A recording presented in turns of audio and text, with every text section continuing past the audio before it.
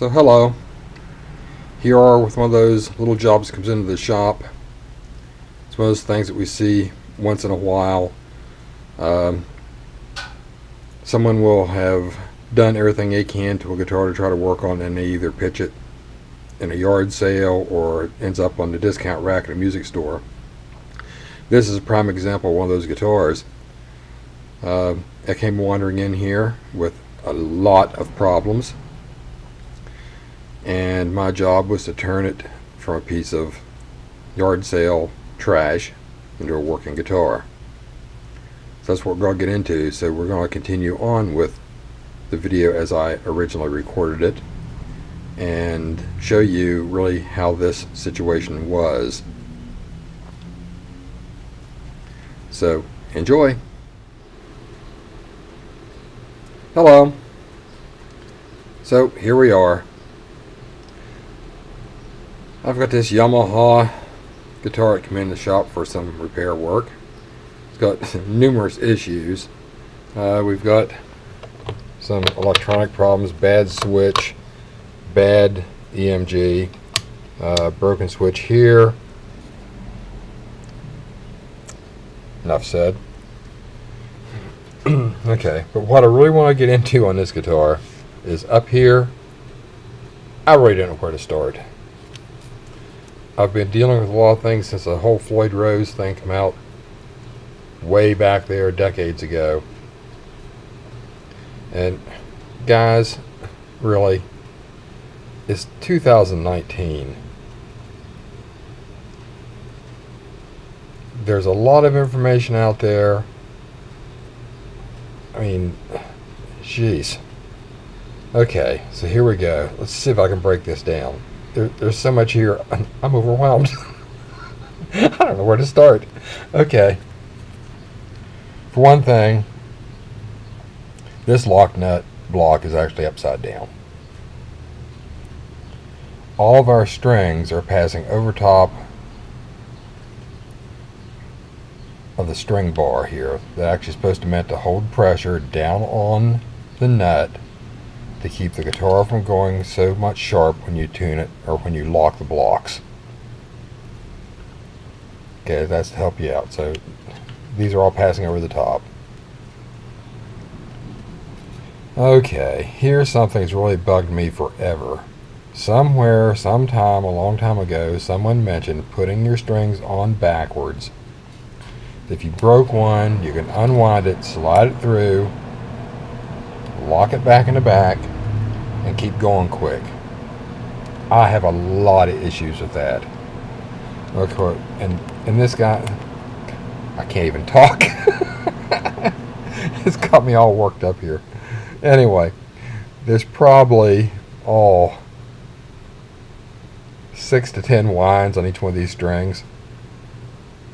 I bet the tuners are loose. Yep, they are. Okay. Anyway. First of all, the whole idea of unwinding a string and moving it down and reusing it, if you've got any playtime on the string at all, you've already got notches and kinks in the string from fret wear, of course, been across the nut, a few other things. It's not going to intonate. It's probably going to buzz. You're going to have a few other issues. So that's that.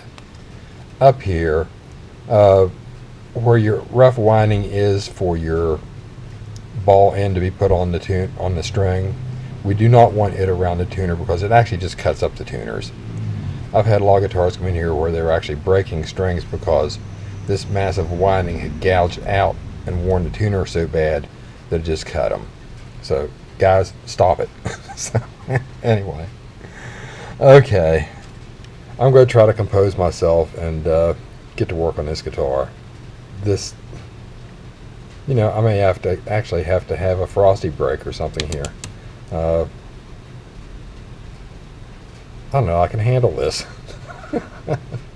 Okay, I told you I'd be back. Well, 2.5 hours later. Man, I took his entire tremolo apart, cleaned everything, tightened the bolts going from the plate of the tremolo to the block so it wouldn't slip around. Replaced a couple lock blocks there. A couple washers were missing on the adjustments for the intonation. So took care of that. Fixed his switch. Fixed his electronics. Actually had to take the switch apart. This is a little box switch. I actually had to take it apart and clean the contacts and retension and everything. Got it working.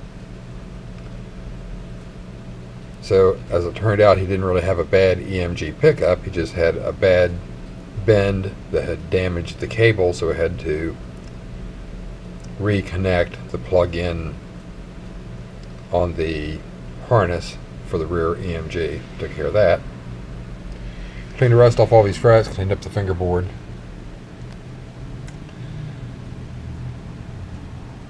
Plugged and re-drilled some mounting screws for this lock nut.